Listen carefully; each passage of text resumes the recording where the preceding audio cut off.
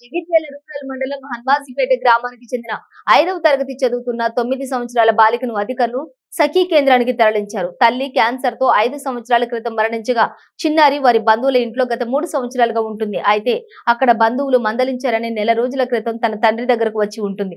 ఉదయం model school entrance exams రాసి తండ్రితో ఇంటికి చేరుకుంది. అయితే చిన్నారి ఇంట్లో తరచూ సెల్ ఫోన్ ఎక్కువగా వాడడంతో తండ్రి మందలించడంతో ఇంట్లో ఎవరూ లేని సమయంలో ఇంటి నుంచి నడుచుకుంటూ కొత్త బస్టాండ్ కు చేరుకుంది.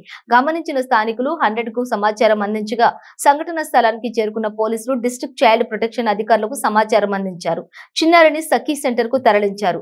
అధికారులు ఇంటికి వెళ్తావా అని తండ్రి గ్రామ సర్పంచ్ సమక్షంలోనే అడగ్గా ఇంట్లో ఉండడం ఇష్టం లేదని హాస్టల్ కి వెళ్తానని అనడంతో సరైన పత్రాలు తీసుకుని విచారణ నిమిత్తం తండ్రిని రేపు రమ్మని పంపించేశారు అధికారులు.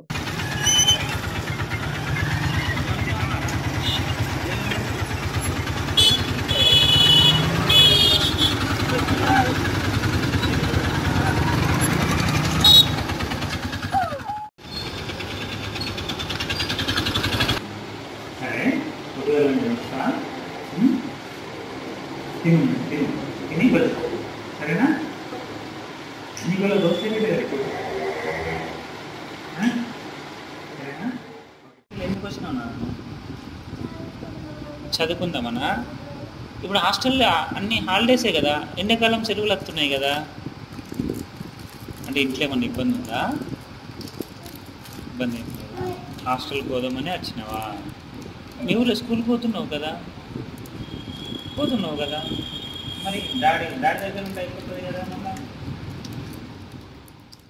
మన పేరు అర్చన. ఎక్కడ ఉంటావు? మీది ఎవరు? హన్మాజ్పేట. ఎందుకు వచ్చినావు ఇక్కడ? ఎట్లా వచ్చినావు? నడుచుకుంటూ వచ్చినావు. ఎప్పుడు వెళ్ళినావు ఇంటి నుండి? సాయంత్రం 4 గంటలకు వెళ్ళినావు. ఇంతకుముందు వచ్చినావు బస్ స్టాండ్ ఎప్పుడైనా? ఎటు పోవాలనుకుంటున్నావు? హాస్టల్. ఎందుకు? ఇంట్లో ఎవరెవరు ఉంటారు? అమ్మ లేదు, ఇద్దరే ఉంటారు. నాన్న చెప్పినావా మరి? చెప్పకుండానే వచ్చేసినావు. హాస్టల్ పోతావు. ఏం చదువుతున్నావు? చదువుకున్నావా? స్కూల్ పోయినావా ఇప్పటికీ?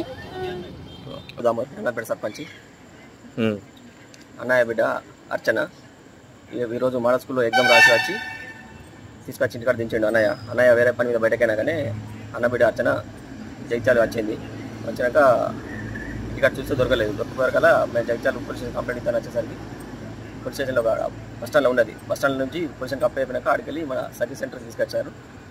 సార్తో విచారణ చేసినాం. రేపు అప్లై అని చెప్పారు. అంటే ఇలా ఎందుకు ఇవరకు పోవడానికి కారణం ఏంటి? ఈ కారణం అంటే చిన్న పాప కాబట్టి ఏం లేదు. ఈ ఫోన్ కొరకు దాని కొరకు ఏదైనా చిన్న విషయాల కొరకు అన్నయ్య అప్పుడు అప్డేట్ అంటే దాని కొరకే. ఇంతకుముందు అంటే వాళ్ళకి అమ్మ లేదు కాబట్టి అమ్మ చనిపోయింది. ఒక 5 సంవత్సరాల క్రితం ఆమెకు క్యాన్సర్ వచ్చి చనిపోయింది. దాంతో ఏమైందంటే ఇక ఇతను చూసుకోడు కాబట్టి ఎప్పుడైనా చిన్న కోపలు ఖర్చు చేసినా కానీ దాని కొరకే. ఇంతకుముందు కూడా మంచిగా ఉంటుండే. దానికొకటి ఈరోజు వచ్చింది. ఏదైనా సెట్ చేసి రేపు అప్లై చెప్పాలని చెప్తాను. ఇంటి నుండి బయటకు కొన్ని రోజులు పెద్దమ్మ ఇంటికాడ ఉండే అక్కడ. ఇక వాళ్ళు కొడుతుండ్రని 10 మాటలు ఫోన్ చేసిన వాళ్ళే ఏడ్చుకుంటూ ఫోన్ చేసిన వాళ్ళే ఇటు తోలుకొచ్చిన ఈడే చదివిస్తున్నాం 5-6 నెలలు.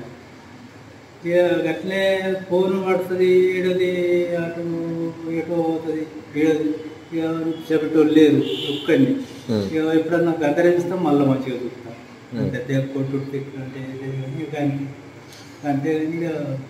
అంటే ఈ రోజు ఏం జరిగింది? ఆమెకు ఇంటి నుండి బయటకు వెళ్ళిపోవాలా అని చెప్పి ఆలోచనతో బయటకు వచ్చిందా? కాలేజీ నుంచి బండి మీద తీసుకొచ్చినా ఇంటికాడ వాడబట్టినా నేను ఆవలకు పోయినా. వచ్చే వరకు లేదు. ఇంటికి వచ్చింది ఆల్రెడీ. ఇంటికి వచ్చింది. ఇంటికి దోలుకొచ్చాడు. టీవీ చూసింది మా వాళ్ళు ఇంట్లో. టీవీ చూసింది. నేను ఆవలు కొట్టుకొని ఇంటికి వచ్చే వరకు లేదు. తిరిగి ఊరంతా తిరిగిన. వాళ్ళ దోస్తుల దగ్గరికి పోయిన. పోలు రాలేదని ఇప్పుడే గీడు ఉండే అంటుంది. అంతా తిరిగిన, ఊరంతా తిరిగిన, దొరకలే. సర్పంచ్ సాబ్ దగ్గరికి పోలీస్ మనం సర్పంచ్